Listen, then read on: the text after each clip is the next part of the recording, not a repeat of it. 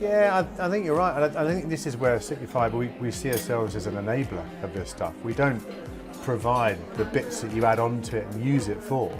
In a sense, it's a bit like Network Rail. Network Rail doesn't have a relationship with the end customer. It's through the train operating companies. They just rent the space on the line to the train operating companies. We're now in 69 towns and cities. By the end of this year, it'll be 80. And we've announced plans even last year to show that we'll be in nearly 300 in the coming years.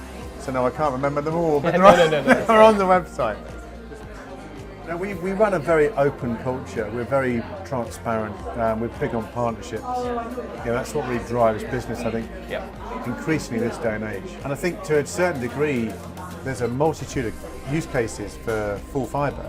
You've got to get the stuff in the ground for a start. Whilst we know that it unlocks doors and it enables not just broadband, a lot of talk of broadband, but yeah, it drives broadband. We've also got 5G and mobile, you've got the Internet of Things, whatever that is, but smart meters, it's everything. It literally is everything. And that's where we're just enabling it. We're just saying, right, here it is, we're laying it out. What do you want to do with it? Crack on and use it. It's gigabit capable. In fact, it's probably 10 times that capable, but there aren't the devices able to take that bandwidth that our network can provide. So we're way over capacity already. My role is really, I suppose, it's a kind of multifaceted role, but technically everything that happens in the city from our side should go through me and vice versa. Everything the city stakeholders have issues with should also go through me. So I'm the kind of single point of contact. Yep. So you're a bit of a fixer, you're a diplomat, you're a communicator, you're a marketer. Interesting dynamic, I guess, in each city you go into, because typically, I guess, the council will be a customer and a partner that you have to deal with in terms of getting permissions to dig up the street. Stirling was built and complete by the time I arrived. What was it?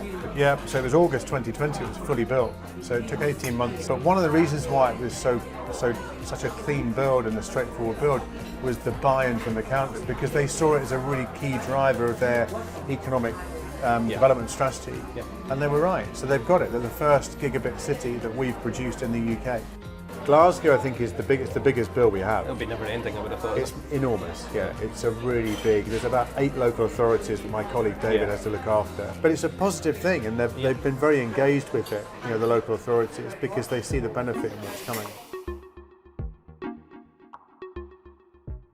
But as you can see, there's your micro trench that's been dug, and then that'll get backfilled with all that stuff goes, not all of it, most of it goes back in, and then tarred over the top. And is this about as long a kind of stretch that you would shut at any given time? We're only allowed to have 100 metres open at any one time. Right.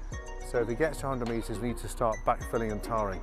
So that's again one of the regulations, And how long does 100 metres take to do from start to finish? A couple of days, I think. So day and a half, a couple of days.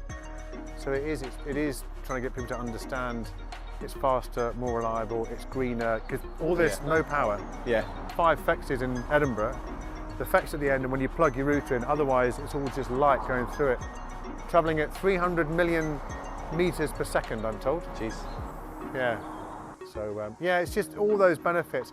No buffering, low lag, 5G mobile, all needs fibre. It might go through the air, but it drops off pretty quickly. So it needs the fibre to join it all up.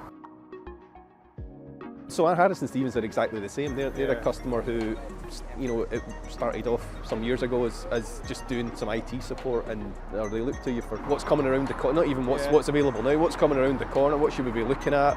It's going to make life easier and safer for us, and just means you end up with kind of deeper relationships with these customers. But that is good, the fact that Dunedin IT offers that full wraparound service. It's not just a broadband company, we do that and then we'll leave you alone for 2 years. You're actually, and to most customers, it's connected, right? One's the enabler, and our bit provides the connectivity. It's everything else, all the other use cases that you then need to drive from it. So. Well, I mean, we used to start all these conversations with, people would come along and say we want a new technology or a new application, and you would have to start every conversation with, well, what's your internet like? Well, is it actually going to do the job? Do we need a separate internet to do some of it?